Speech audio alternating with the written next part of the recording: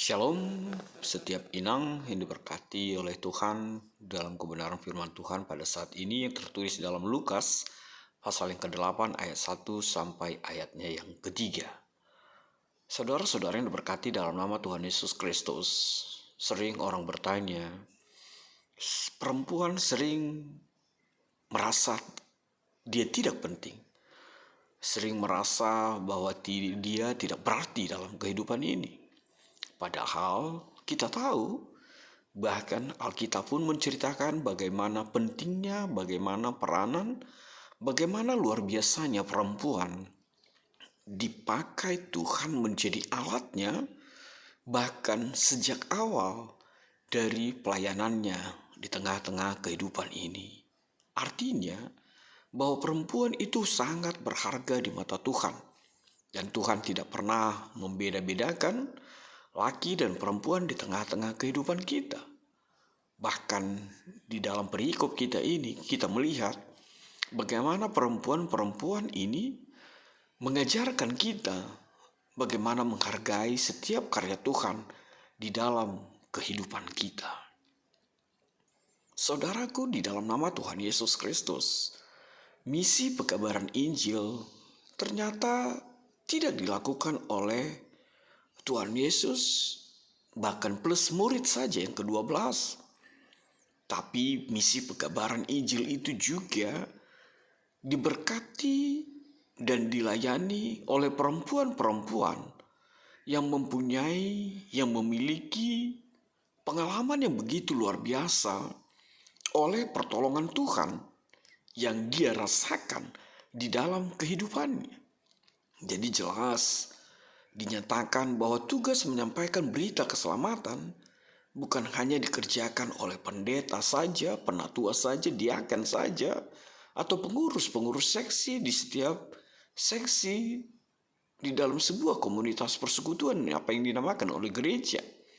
Tetapi semua itu adalah tanggung jawab sebagai bagian dari tugas pribadi yang telah diselamatkan Tuhan di dalam kehidupan kita, seperti apa yang dinyatakan oleh amanat agung Tuhan Yesus di Matius 28 ayat 19, juga di Markus 16 ayat 15 dan ayatnya yang ke-20.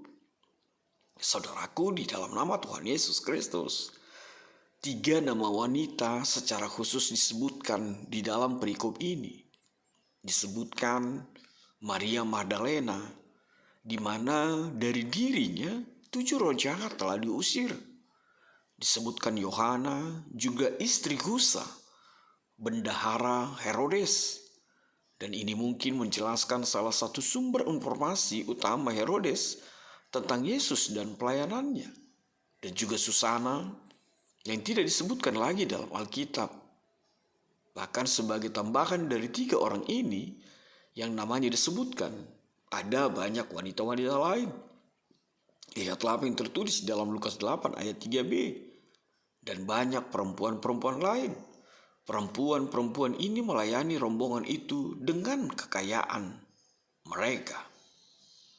Saudara yang diberkati di dalam nama Tuhan Yesus Kristus, kita melihat bahwa semua yang pergi bersama Yesus dan menolongnya adalah mereka yang telah mengalami pertolongannya di dalam kehidupan mereka. Saudaraku, ini adalah satu contoh bagi para rasul dan misionaris bahwa Tuhan menyediakan kebutuhan-kebutuhan jemaatnya melalui setiap orang-orang yang dipakai Tuhan. Praktek Tuhan Yesus mengizinkan para wanita mendukungnya dan para pengikutnya memberikan persetujuan untuk mendukung mereka yang mengabarkan Injil.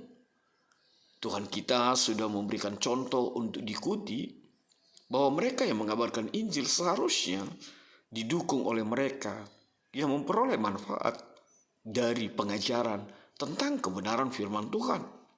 Bahkan lebih awal, ini dapat dilihat pada nabi-nabi di dalam perjanjian lama, seperti 1 Raja-Raja 17, 2 Raja-Raja 4. Kita bisa melihat bagaimana pertolongan dan kepedulian itu. Kita melihat dalam perikop kita ini bahwa ternyata Tuhan kita juga didukung oleh para wanita itu menekankan bagaimana pentingnya para wanita di dalam pengabaran Injil dan bagaimana praktek kemitraan yang diperoleh dengan menanggung pengabaran Injil ini. Saudara yang diberkati dalam nama Tuhan Yesus Kristus, dengan menggabungkan teks ini, kita tahu bahwa wanita-wanita yang disebutkan oleh Lukas adalah wanita yang sama yang disebutkan oleh Matius dan Markus, yang terus mengikuti Yesus bukan hanya di Galilea, namun juga di Yerusalem.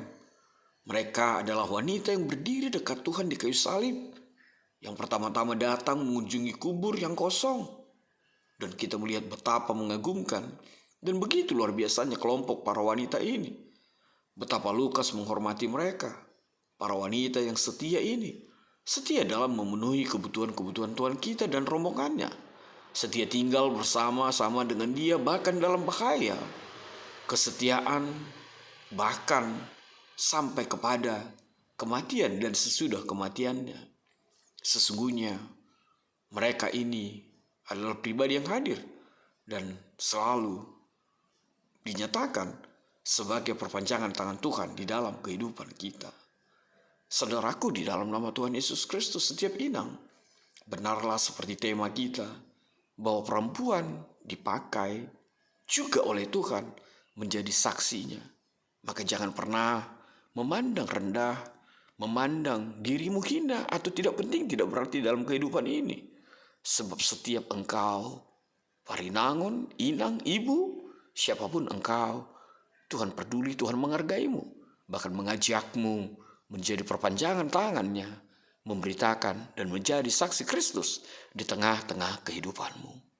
Tuhan memberkatimu. Amin.